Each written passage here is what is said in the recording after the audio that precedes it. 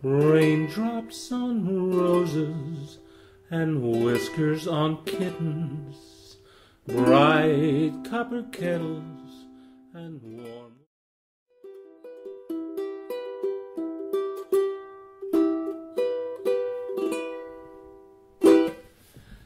Hey, howdy, hey everybody, this is Pete and welcome to the Daily Ukulele Adventure. And this week's song is going to be my favorite things, and that's on page 164 in your Daily Ukulele book. If you're just joining us and you haven't been around the last few weeks, what we're doing is we're taking a song each week out of the Daily Ukulele book, and I show you, and I go through the music, and then I show you how to play a beginner's version of the song, and then I play a more advanced version of the song. If you don't have the book, you can go to Amazon or eBay, or you can go to Ms. Liz and Mr. Jim Beloff's page, their web page, and you can order it directly from them. So, if you want to come along and join the fun and learn a song, we'd love to have you. So, anyway, this week's song is My Favorite Things. Now, if you're going through the book, you'll probably come to the realization that it's not in the seasonal favorite song. It's not a section of the book. In the back, it's not near the Christmas songs on. Matter of fact, it's probably almost exactly in the middle of the book. Now, why is that? You hear it at Christmas time. I mean, every time you turn around on the radio at Christmas, you hear, raindrops on roses, and you hear it all the time. Why isn't it a Christmas song? That makes me think.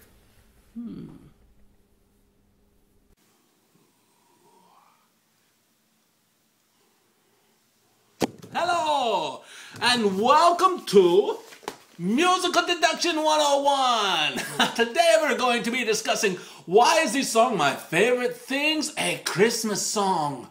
Why is this? It doesn't have Christmas in the song. It doesn't have Happy Holidays in the song. It has nothing that would make you think that it was at all a seasonal song for Christmas. It does mention snow, and it mentions snowflakes. Maybe that's it, I don't know. But in order for us to establish a musical deduction and a theory of this song and why it's a Christmas song, we must go to the history of this song.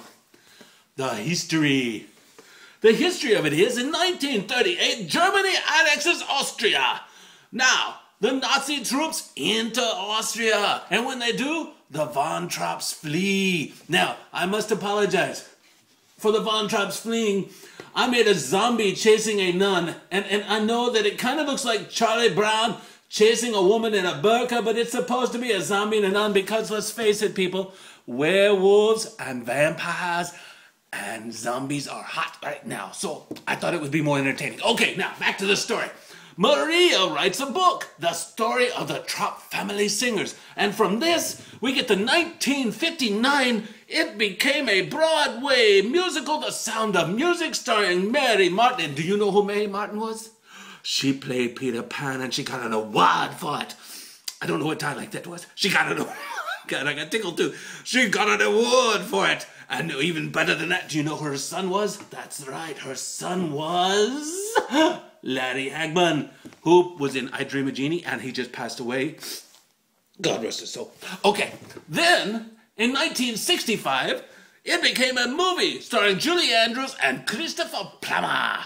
Now, is it equal a Christmas song? Nada. So, where do we go from there? The next thing we need to do is just take a list of songs from the movie or the musical. We have Maria. We have I Have Confidence, 16 going on 17, My Favorite Things, Do Re Mi, The Lonely Goatherd, So Long Farewell, Edelweiss, and Climb Every Mountain. Are any of these a Christmas song? No, they are not a Christmas song. You could convert them to a Christmas song, but they did not convert My Favorite Things. Let me give an example and show you. Maria. How do you solve a problem like Maria? You send her out to buy a Christmas tree. Could be, right? How about this? I am 16, going on 17, and I still believe in Santa Claus. Could be a Christmas song. And not only that, but The Lonely Goatherd. Okay. High on a hill stood a lonely goat, looking for the star of Bethlehem. Now, any of these could be a Christmas song, but they are not a Christmas song. They do not mention Christmas. They do not mention the holidays. So, is these a Christmas song? Zilch, you'll get Christmas in any of these. Zilch. Okay. We've discussed the history. We've discussed the types of songs that are in the movie. Now we need to do the lyrics and the artist who have touched on the song. Okay. These are lyrics that I have pulled from the song that somewhat contain the spirit of Christmas, even though the Christmas is not mentioned. Okay. Whiskers on kittens, warm woolen mittens, brown paper packages wrapped up in strings, cream-colored ponies, creased apple stools, sleigh bells. Now, any of these could be misconstrued as a Christmas present to be received on Christmas morning, but guess what? It doesn't mention Christmas at all. Now, there's also, what?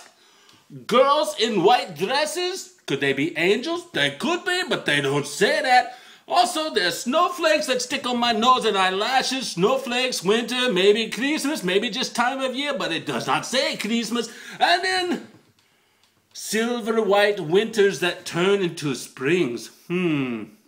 Still no Christmas. So, don't know what dialect that is either. Okay. Then, in 1966, Barbra Streisand releases a record called the Christmas Album. And the Christmas album had the song My Favorite Things in it. Now, Babs is Jewish. That's right. Babs is Jewish. They do not celebrate Christmas. The Jewish faith celebrates Hanukkah. That's right. They celebrate Hanukkah. So maybe Babs was doing this in some way so that maybe she didn't have to mention Christmas or do a real Christmas song when she put it on her album as not to offend her faith. That's a good question, but I do not know the answer to that, so I will not go there.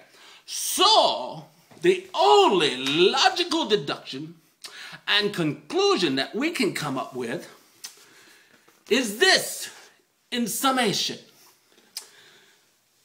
The Germans annex Austria. And how do you solve a problem like Maria? You bring her a brown paper packages wrapped up in string. Inside is the album by Barbra Streisand. And the album is a Christmas album with my favorite things. I don't know if that makes it a Christmas song, but that is the logical end conclusion that we must come up to. Now, the last thing to think about, and it will blow your mind. If Germany had not annexed and eventually taken over Austria, we wouldn't be having this conversation. Ha ha! That's right! All right! Next time on the Musical Deduction 101 show or class, whatever I said at the beginning of this video, Frosty the Snowman, beloved Christmas character, or what? Corporate, generated ploy, or social political mayhem? We will be discussing this. Thank you.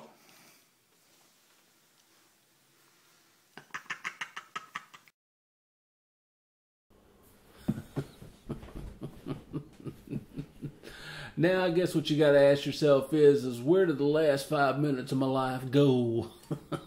Can I ever get them back? Anyway, well, we're fixing to dig into the music and go through it. But before we do that, I want to tell you real quick, it's starting to really look a lot like Christmas around here.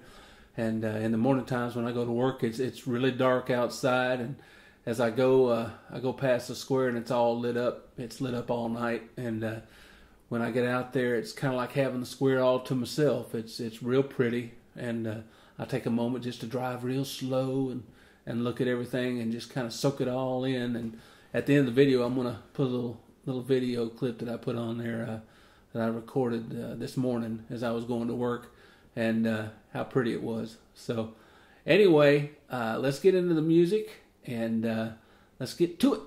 All right. Alrighty, y'all, here we are, and here's the music, and a couple things you need to look out for, and like I say, we start at the top and just look for anything that might throw up a red flag and thing we need to pay attention to. Now, the song isn't that bad. I mean, it's really not that bad. The there's only really one chord in here. This little guy right here, that guy is an E, and that is a booger of a chord. Let me tell you. It tells you, Mr. Jim tells you when he shows you how to make the chord, he tells you to put your first finger there, and then put your second finger, third, and fourth, your little pinky right there. It's a hard note. I don't care who you are out there, you try to make that note, that is hard. I'm sure there's some alternate fingerings that I do not know, the different finger positions to put your fingers in, but that is a hard note. I think I've said that enough, don't you? Anyway, but as we go across the music, the things that we look at over here, look, there's your first singing note. That's your second string on your ukulele, and it's open. So that's going to be your first singing note, which is that one right there. As far as the music is concerned, the only thing you really need to pay attention to as far as to notice the music is down here you've got a first and a second. See there? It's a second repeat. So when you play and you get down to here, you're going to go back to the beginning and you're going to start. There's your repeat sign. And once you play through the first time, then you'll come back for the second and you'll play through. And as you come down to the bottom, you'll stop right here where it says, these are a few of my, and you stop right there and you go to the second point in the music, which is there, and you start and you go. Now, one thing that I want you to know, right after you get off that second ending right there, see that right there? That's where your E starts. And it's a few little measures of E before it changes. And I just want you to bring that to your attention because that's where the key change is right there. And it's only a key change up to a certain point when you go past the A and you start back on your A minor down here. That's the only thing that changes. And actually when you're singing it, you don't actually change your singing voice. You're just changing the note. That's it. When you sing this and start, it's the same thing. I mean, it's the same thing as up here when you raindrops on roses, and down here when you go into that second chord down there. I mean, it's girls in white. It's the same note. If you notice, see that right there? That's the same. That's the same note as it is right there. Now the other thing, if we go over here to the next page, this little guy right here. Now, a lot of people are probably looking at that and you're going, what in the heck is that? Well, basically what they're telling you is when you sing this, they want you to drop that note down to that note. It's going to be dog. You're going to drop it down. That's not kind of funny. Dog bites. Anyway, and then there's another one down here. Now, the main thing to remember in this music is the music is in 3/4 time, and 3/4 time, it even says it right here. It says lilting waltz. Now, I don't have any idea what a lilting waltz is, but in the movie, they play it pretty fast. Miss Streisand, when she plays it really slow and jazzy, and I like her version quite a bit. But the big thing to remember is here, it's 3/4 time. It's a waltz. And when you're doing a waltz, and you're counting out the music, or you're trying to get a pattern to strum by, just remember it's going to sound like this. It's going to be 1, 2, 3, 1, 2, 3, do do do do do do do. That's what it's going to sound like, and that's really all there is to the music. And it's not that hard a song, and it just takes some time to learn. I think it's the longest song that we've done. It's 2 pages. But the main thing to remember with this is remember that E chord, and remember it's 3/4 times, and remember what your first singing note is. So anyway, well look, we're going to go and let's go and start playing now. Alrighty.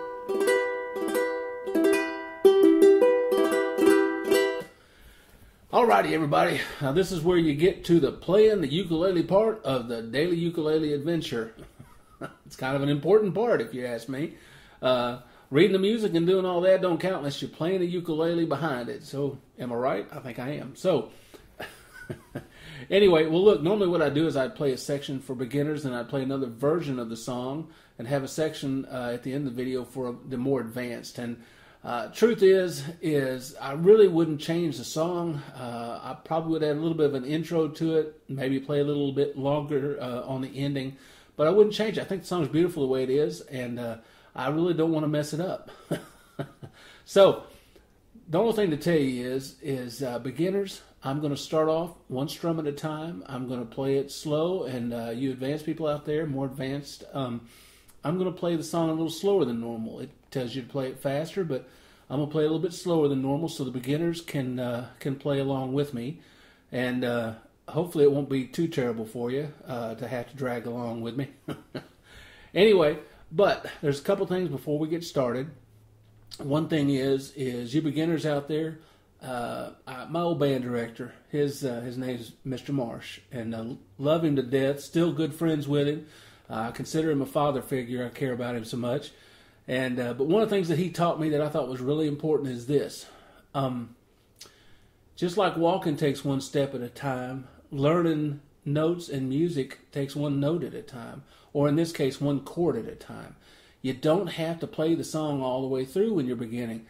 A lot of people think they're supposed to get in there and jam through a song and learn it that way and be able to do that, and you don't have to do that. What I suggest is this. Take one line at a time. Start with your first chord, play the first line, learn that for one evening. Come back the next night and add a line to it. Now, if you're moving faster than that and you're fine with that, that's cool too. Play the whole song. But sometimes people just don't get it. They sit there and they practice and they don't realize how easy it is. You do one line, you learn it, you move on to the next one. And before you know it, you got a whole song under your belt. And I mean, that's what it's all about anyway, is learning the song. And I tell you something too, if you play it slow and you learn one chord at a time, as you move along and you learn the rest of the song, believe it or not, you'll memorize it better and you'll actually play it better because you're concentrating on what the chords sound like. It's just the truth. That's the way it is. Anyway, let me show you a couple things real quick. One thing to remember here. When you're making your chords, think about the next chord that's in line. If you look down at your book, the first chord's an E minor. The next chord is a C major 7. What you got to realize is when you're making your chords and you're freaking out because you're fixing to go to the next chord, if you make the chord, see that? You make the chord, the next chord, you just have to drop your fingers and you're there. That's all there is to it. On your next chord, when it gets down to the A minor, you're going to have this one finger here for your A minor. Well, what do? Look at your chord. You only add one finger. Now, normally you'd probably throw that finger in there. But I'm going to tell you, for me, I throw this finger in here if I can remember. Because when I go to my G, I can just slide it over and make my G. I'll tell you something else too, something that I learned here towards the end of the music. There's a part towards the end of the music where it goes from a G to a C to a G all in one time. I mean, and it's kind of hard to do. But look at here, if you make that G, and then you take your little pinky right there and you add it, and then take it off, and it goes, where's that? Remember my favorite things, and then I don't. Then go to your C. Feel, see?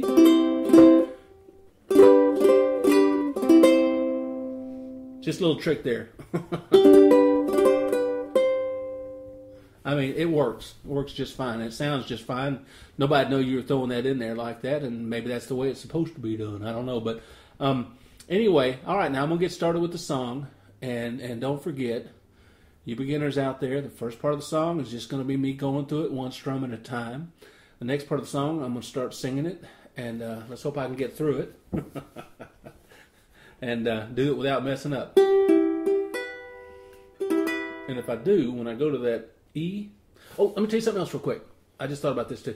That E, I told you I have trouble with that, or I mean, I don't know if I've taped this a few times and I get confused at what I said and what I didn't say, because I kind of get embarrassed while I'm talking and I start laughing. Next thing you know, I'm messing up, or I take a swig of Coke, and next thing, maybe I shouldn't have said Coke. I take a swig of soft drink, and or around here, everything's Coke. I mean, Sprite, Dr. Pepper, it's all Coke. You go to the store and you sit down at a restaurant and you say, hey, can I have a Coke? They know what you're talking about. They'll bring you whatever you want, but it's always what you want. It may be a Dr. Pepper, maybe it's Sprite, but it's always a Coke. And I'm sorry, I just went off on a tangent. Okay. Forgive me. Anyway, that E, that horrible E, messed up my fingers in an industrial mixer. We were making food, and a guy got his hands caught in there, and I immediately jabbed my hands down in there to help him get his hands out, and ended up twisting my fingers around. So I have a hard time making that E, and it looks twisted there. Anyway, well, look, I have a hard time making that E, so I had to go and figure out another way to make the E. And my buddy Euster Brown helped me out tremendously. If you don't know who his webpage is, you need to go check him out. He's fantastic. But he helped me out tremendously because he showed me different ways to do chords and how to figure it out on my own. So what I did on this E, where it's got all your fingers. If you check out Mr. Jim, who wrote the book, if you check out the way he tells you the fingering, he tells you to put your first finger here, and then your second, third, and fourth on that fourth fret. Hear that? Well, I can't really do that. This finger doesn't turn like that. And so what I had to do was I went up to the fourth fret and I barred it. And the reason I did that is because, see that? That's a C. And in notes, your musical notes, they go A, B, C, D, E, F, G. So if this is a C, when you make your C chord, that's a C.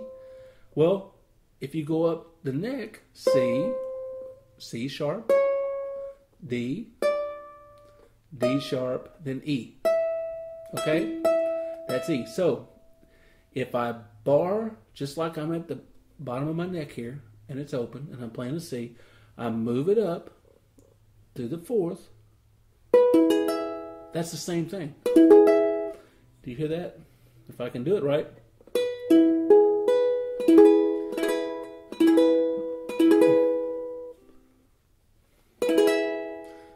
And that's a little high, but that's what I got to do right there. That's what makes a note for me. Now, I know it's not perfect, but that's what I got to do. And you might have to look for alternate fingerings too, or you could figure out how to do it on your own there. There's probably one that I don't know about that I'm sure is out there floating around. But for now, that's what I'm going to do. All right, so this is what we're going to do. Start the song for beginners first. We're going to move into the more advanced as we go.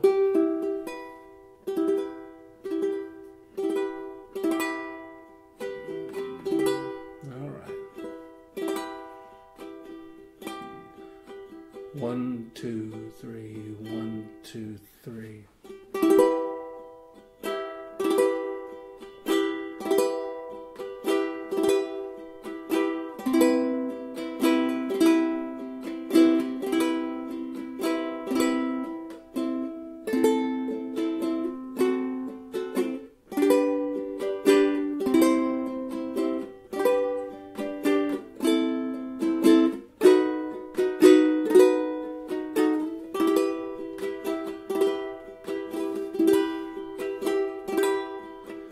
Raindrops on roses and whiskers on kittens, bright copper kettles and warm woolen mittens, brown paper packages tied up with strings.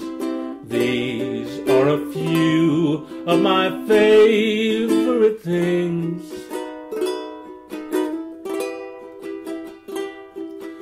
Cream-colored ponies and crisp apple strudels, doorbells and sleigh bells and schnitzel with noodles, wild geese that fly with the moon on their wings. These are a few of my favorite things.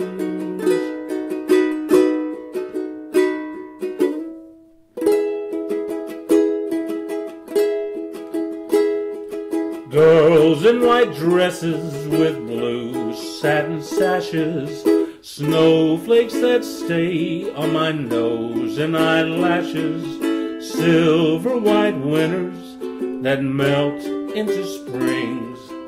These are a few of my favorite things. When the dog bites, when the bee sings, oh, when I'm feeling sad, I simply remember my favorite things, and then I don't feel so bad.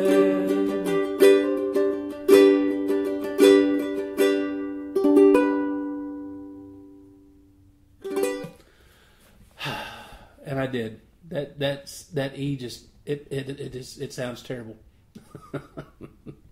And it's a key change. I mean, they throw it in there for a purpose. I mean, they throw it in there for dramatic effect. If you try to play the E minor with it, it just don't sound right. So, but anyway, that's the song. There it is. I hope you learned something today. I had a ball. I had an absolute ball doing this and had fun, and I hope you did too. And sorry I got a little crazy on you there. And well, I guess what I'm going to have to do is before next week, I'm going to have to seek some therapy out and try to figure out why putting on a knit cap and some glasses and a tie makes me sound like an intelligent Austrian. Anyway, hope y'all have a great weekend, and we'll see you next week. And thank you so much. Thank you so much. I've really enjoyed talking to some of you, and really enjoyed getting to know some of you. And for me, that's heaven right there. So anyway, Merry Christmas, y'all, and we'll catch you next week. Thank you very much.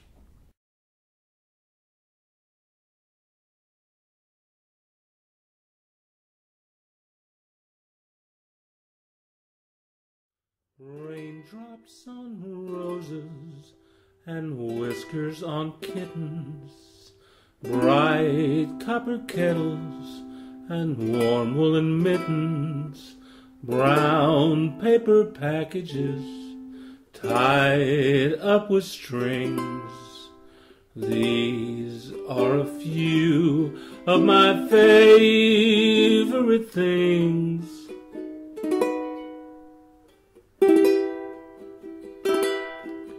Cream-colored ponies and crisp apple strudels, doorbells and sleigh bells and schnitzel with noodles, wild geese.